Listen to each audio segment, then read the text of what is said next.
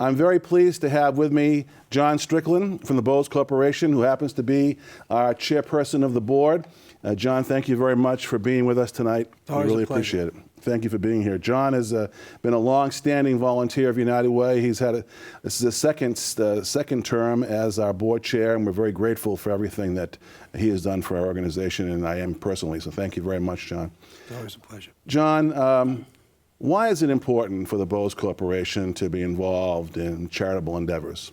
Well, you know, Paul, any company's greatest asset is its people. And our philosophy is we want to be active and doing socially responsible activities in the places where our employees live and work.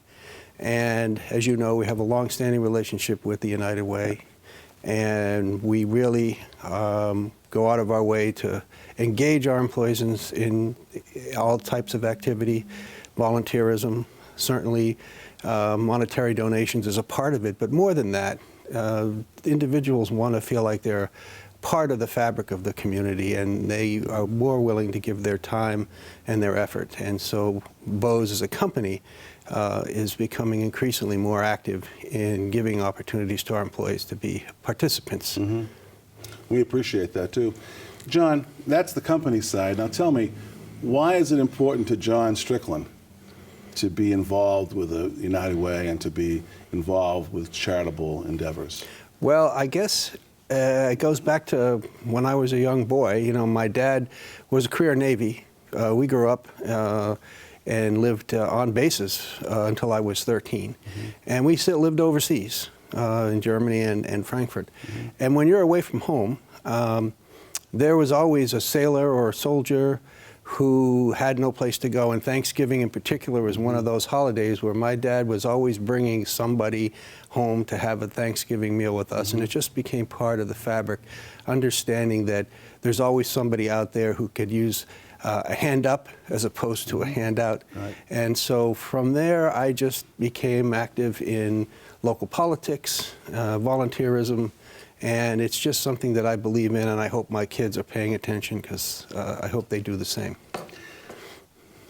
We've been seeing for the last 4 years since we went into the food security initiative business that the Framingham numbers continue to increase.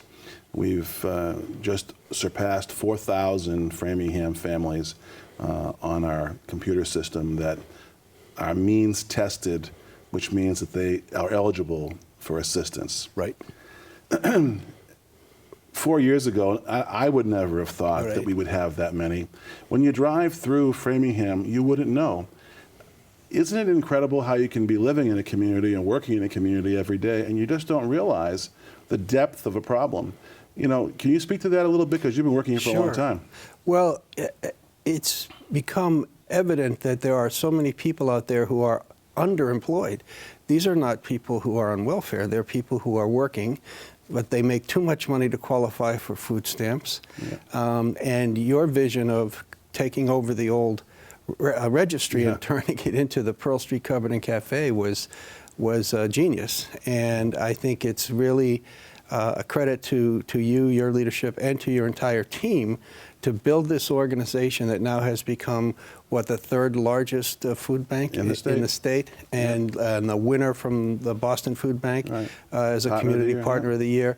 So it is hard to understand how many people out there are looking for assistance. They're not looking for you know, a handout. Like I said, it's a hand up, and I think I'm glad that we're able to provide that service for them.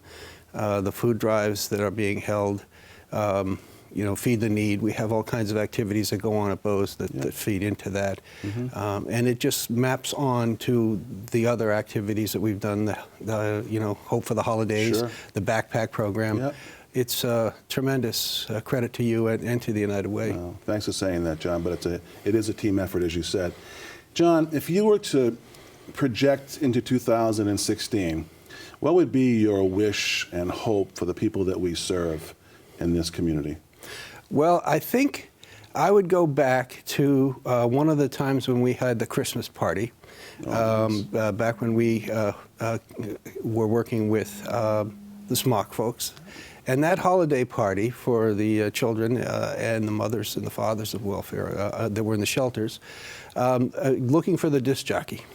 And this young man volunteered his time. And he told me that when he came to this country from Puerto Rico with his mother, that the United Way was very helpful for them and he wanted to give back. So what I would hope is that all these folks someday have an opportunity to give back to the community because they were able to be helped by the United Way. Well, thank you, John. It's a very good sentiment. I really appreciate you being on Happy board to with us be here. tonight. Thanks for being with us tonight.